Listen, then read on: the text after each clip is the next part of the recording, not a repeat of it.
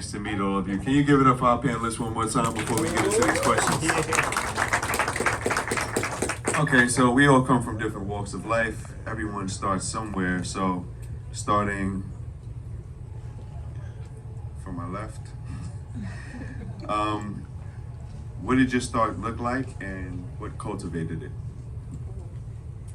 My start was growing up. I had a lot of personal experiences with my parents. We dealt with a lot of suicides in our family, a lot of substance abuse issues, and as I got older, I just really wanted an understanding of what was going on and what led to all these type of things. So that's how I got into the field, and then I realized I enjoyed helping people, and mental health was basically my passion. So that was my start. I love that. Okay. Sorry, I'm just a big fan of these women up here.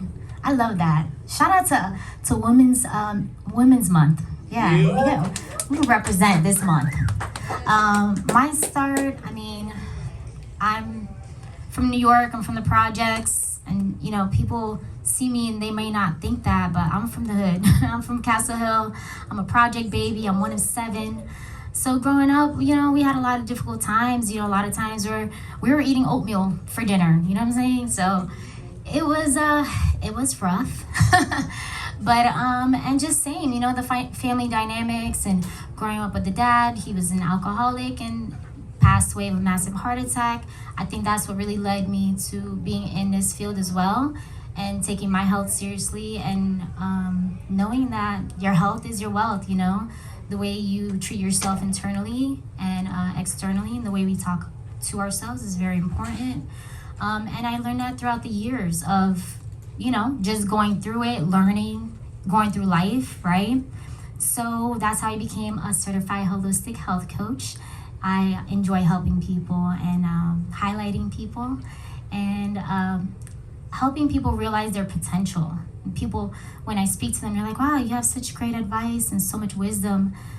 That's from going through it. That's right? We have this wisdom because we go through it and we go through the trauma, and it's such a blessing to be able to shed that light or that wisdom onto somebody else, where they may not have to go through what you went through, but they can still learn from your lessons. I'm not gonna say mistakes or losses, because they're never a mistake or a loss, but they're lessons. Experience, yeah. Well, how do I come back from that? So, I grew up with a single mother, no father. A lot of things growing up, molestation, rape as a young girl. Then you fumble into relationships that are toxic, and you just do this over and over again because that's what you're traumatized to know, You're not really aware of the mental state that you're in. And then I became a mom, and then it became those moments where okay, I didn't want to live here anymore, be alive. And it just as much as I wanted to break, I knew I couldn't, because the thought of them being without me just kind of destroyed me, So then I kind of reached into art, and I started painting and putting my pain and everything into painting. I've been and not an abuse, but not a victim of survival of domestic relationships, and I put it all out there. I have a platform on IG where luckily I have 26K followers organically, because I just speak my fucking mind. Today I'll be crying and I'll be going through it, and then 3 seconds later I'm you know what, I'm fine. And I'm showing it because not everybody is as brave to show it, and this is us daily. We break down and we get back up and we keep pushing. It's okay to want to fucking die sometimes, realistically speaking, but don't do it, because we all have a purpose. We're all here for a reason, and I like to show that. I'm very very transparent with myself, because people look at me and they have a different image of what I really am. So for me to just be transparent like that and show I'm breaking down, but I'm gonna keep going. And if I could do this and you guys see me I'm up here, you can be up here too. It's all in your mind. Your mind can never be greater than your purpose. So I don't know, I just found that way, and I found the way of people look at me, I have an image, I have a voice, and I use it, you know, to let them know like we all go through it and it's okay, you know, you're gonna pull through and it's okay. Like mental health is fucking real, and we just need to speak up about everything we go through. Like that doesn't make us a victim, it just makes us human. And when you're speaking to another human and being vulnerable, you're waking people up and you're making them feel heard, seen, everything, you know, because people live in the dark and we can't do that, especially even for men. I speak up for men. Like fucking say, cry. We love that because we're all human. It doesn't mean that you have to be strong all the time, you know, like we have to be strong all the time and we're not. It's okay, you know, like I don't know what else to say, but I just want to have a voice, you know? Can I get a round of applause for vulnerability as a whole? Because it's hard for a lot of us to accept, so we gotta clap it up for them just being up here and giving us that direct. For sure. So for my next question, I would say, what's a day in your life feel like on your best day? And how do you mentally manage your worst days? On my best days, I feel like I'm on top of the world. Like, that's a day I'll wake up at 5 in the morning. I'm going to the gym. I'll go for a walk in the park. I get to work. I'm doing everything like what I guess the definition of a normal person's day would be. And on my worst day, it would be a day where, for example, let's say I start off bad, like, you know, those days where you just wake up and you're already feeling like the worst moods ever for no reason. You don't know what's wrong. You're just low. So those days, the way I manage is I have to remind myself, I have to think logically and not emotionally, and not let those emotions make me think that my whole life is bad. Because I feel like a lot of times when you're mentally in a weak place, you think that it's gonna stay like that, and I feel like you dig yourself deeper into a hole. So you have to really keep doing the things that you usually do. For example, I wake up bad, I'm still gonna make myself go to the gym. Even if I have the worst session ever, I'll keep my routine, and then the next day I'll wake up and hopefully I'll be fine. But if I'm not, you know, you just keep on going. That's it. Good answer, good answer. I love that you mentioned routine. So I recently got diagnosed with ADHD this last year. And I was like, wow, my life makes a lot more sense right now. You know, I'm like, all right, I'm not that flaky friend. I'm actually a pretty dependable friend. Anyway, long story short, it was definitely an eye-opener. So once I got diagnosed, I was able to manage it, right? And unknowingly, I had already been doing the things to manage it without even being diagnosed. So that was cool. I was like, all right. But on my best day, you know, I'm gonna wake up. I do something called the power hour, and that's part of my morning routine. So the first hour of me waking up, I'm going to write. I love to write. I read 10 pages in a book. I'm gonna meditate for 10 to 15 minutes. Usually it's a guided meditation, sometimes it's just breath work, and I'm gonna move my body. So I'm gonna get up, stretch, you know, make sure I'm still limber at this 36 years of being on this planet. And that's part of my routine, as well as making my bed. That's important to me. Don't make it to the gym as much as I should, you know, those are the highs and the lows for me. So when I'm in the gym, boy, can't nobody stop me. I'm in there and I feel incredible, and those are the dopamine boosts that I get with people who have ADHD kind of thrive off of. So I know that when I'm going to the gym, I am really my best self. I'm on top of the world. On my worst day, you know, the bad days they're not fun, you know. Sometimes I've gone into deep bouts of depression where I don't want to get out of bed. But keeping a routine is very, very important. Like you said, even if you don't want to do it anyway. For instance, the other day I was at work and just these things come over me. I feel things very deeply. I'm a very intuitive person. So I'm at work and boom, it hit me like a ton of bricks. I got sad. Like everything about me was just, I was just sad. And I was busy at work. And I'm in this internal dialogue with myself like, Lauren, you don't have time to be sad right now. You gotta work. And it sucked. And I'm talking to people and I'm talking to my guests and it was busy. And I'm over here battling tears while at work, while having a smile at work. But in my head, I was not there. But, you know, you go through the motions and just know that at the end of the day, you're gonna be okay. You know, we all have our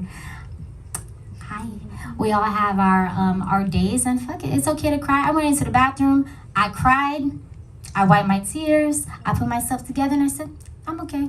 That's all I needed, was to release that energy, you know? Sometimes you just need a good cry, a good scream, go run, do something, you know? Get your body moving and release that energy.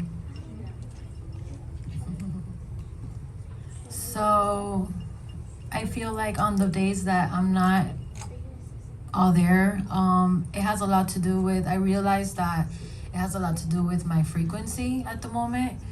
We get really distracted with life and we're listening to music that's bringing waves into us, like shifting our energy, our balance is off, everything. You have conversations with people that are meaningless conversations, they're empty, they leave you drained, you know? So I have my days where like everything will be sad. Like I have every reason to be happy. I have 2 beautiful, healthy kids that are constantly letting me know that I'm a great mother, I'm loved. It's like overload, you know? And I just look at myself and I'm like, why am I fucking sad? Like, and that makes me sad, you know? And I'm like, oh my God, like it's like a pity party for myself, you know?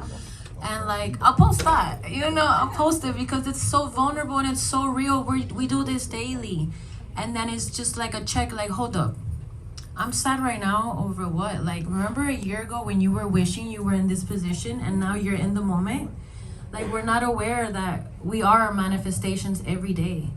And we don't take it for, you know, for what it is. We're taking it for granted because we're not in the moment, allowing ourselves to, like, be in the moment instead of wanting more, you know, and feeling like we're not enough, we're not doing enough, this person's doing more, I should have been doing this. And then those are the things that make us like start doubting ourselves, start being sad about our life, or we start now like we go into this rabbit hole of like everything that's not working.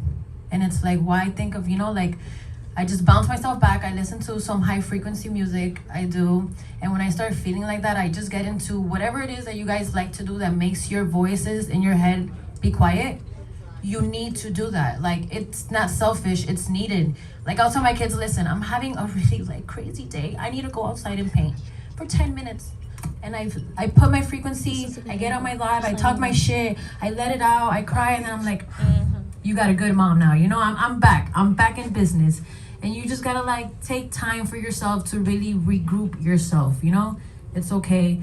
And then I just, on the days where I'm like really high, I'm high on life. Like people are like, what the fuck? I'm like, I'm not even high yet. Like I'm a smoker, you know? For me, I'm like, whoa! Today I'm feeling it. I'm like doing like streams. I'm just overdoing it, you know? And I'm like, I'm freaking flying with energy right now. And I love like putting it out there because it's law of attraction, you know, that's what you're giving, that's what you're gonna get. Like it's good energy and it's all a cycle of life. So like whatever we think we feel is whatever comes to us, you know. So we think good, the good comes. We think bad, all we're gonna see is the bad, you know. So and I hope all of you took that question because there's a lot of self-reflection that you can take from that question. And a lot of learning how to thrive throughout all of your imbalances in life as a whole. So just let that resonate with you as well as an audience. For the next question, we got a few more. What are some of the tools that you use during the more stressful moments of your journey to not succumb to that? The first one and the biggest one is my mind. I think you have to rewire your mind and realize your brain is like the biggest thing, because when you're in a moment of stress or sadness or anger, it's because you have all these thoughts, all these feelings, and it's only making it worse. When it comes to physical things, I exercise, I meditate, I do yoga, I do whatever makes me feel better. Even if I'm having a bad day at work and I want to go home and I want to drink a bottle of wine, I'm gonna do that too. So whatever makes me feel better, just so I make sure I wake up the next day and I get back to normal. Nice. So I have learned that I become very solution based. Like I become very tunnel focused. So when I'm on my highs, I'm on my highs, but with the highs come the lows, right? It's like the roller coaster of life. So I view my life almost in like a third person, and I take a step back, I reframe. I'm like, all right, what's really going on here? And then I turn on, like I turn engineer mode on. I'm like, all right, how do we fix this? And that really is the main objective. I'm like, how do I become solution-based, have a solution-based mindset? So I'm gonna be real vulnerable. I'm gonna give you an example right now. I'm about to move in 2 weeks. My car just ate shit, and there's just a lot of things that happen. And you know the saying, when it rains, it pours. And I used to turn to alcohol, and learning that ADHD, people who have ADHD are usually more prone to like alcohol abuse. This is actually a non-alcoholic beer, and being that it doesn't really taste good, it tastes like apple juice. I don't 10/10 I don't recommend, but it's better than not having alcohol. And especially with my dad being alcoholic, and I say, you know what? I'm gonna be nicer to my body and nicer to my brain. And just have those solutions on deck. I love that. I'm like, damn, how do we fix this, right? Okay, yeah, my car ate shit. All right, cool. We're gonna rent a Turo for the next 2 weeks. You know what? I don't know where I'm gonna live right now. Not because I don't have the funds to move, but I just kind of don't know where I wanna go. My mom's like, just come stay with me. I'm like, damn, I haven't lived with my mom since I was 19. But who fucking cares? You know what I'm saying? It's your life. It's your life. I haven't lived with my mom since I was 19. I said, you know what, Mom? It's gonna be a good time to spend with my mom. I haven't seen her much in like the past 3-4 months. And my mind and my body and my spirit is telling me, you know what? You should spend some more time with your mom. And I feel that so deeply. And I didn't even hesitate. I said, you know what, Mom? You're right. Let's do that. And I think it's gonna be dope, you know what I'm saying? So we're gonna do that for 2 months, figure it out, and that's it, man. Just have that solution-based mindset, and don't wallow in it, you know what I'm saying? You don't have to throw yourself a pity party. You can, 5 minutes, 10 minutes, and get the fuck up, and keep it moving. That's right. Yeah, it was amazing. You would never know when it's not last time you're gonna hug your mom, so hug your fucking moms. Your son. I was holding my son's hand this morning and I was like, I just wanna hold your hand because one day you're not gonna wanna hold my fucking hand, And he's 13 and he's just like, quick. he's like, Mom, my hand's sweating. I'm like, you hold my hand, damn it. You don't gotta hold it, let me hold it. Her hands are really soft. Thank you. I forgot the question already. Can you tell me the question? I'll bring it back to you. What are some of the tools that you use during the more stressful moments? Well, of your weed journey? for my pot smokers. I'm sorry, like it elevates my Don't stress. apologize. It takes away the edge. It really does. Definitely art, painting for me. It literally, like I said, like I put on my music. I don't put on any rap. I don't remember the last time I listened to any rap, just because the frequencies. It's all about frequency, When you're painting, you want to be zen. At least I do. I want to be in my moment. I want to have creative flows. For me, that's all about frequency and the waves and the sound. So I just sit there and I paint, and I can literally paint forever. If I didn't have any responsibilities, I'll sit in a room and it's just like I'm having thoughts with myself. I'm understanding things about myself. I'm giving myself like that talk, like, it's not that bad. You're just freaking out, life is so simple. I paint and I don't know, it just makes me happy. It makes me so happy. Like it just puts me in a good mood. So I feel like creation for me is my break away from all the bad, and it makes me already like it makes me okay. It makes me feel like I got this. I can go back into life now and juggle it all without being like, negative about it. So creation. And somebody said to cry it out, to heal, you need to feel. So if you don't feel, you will never heal. Not crying about it is not feeling it. So feel it and heal it. Tell me, what's one investment worth the risk to help you excel as a woman in your field?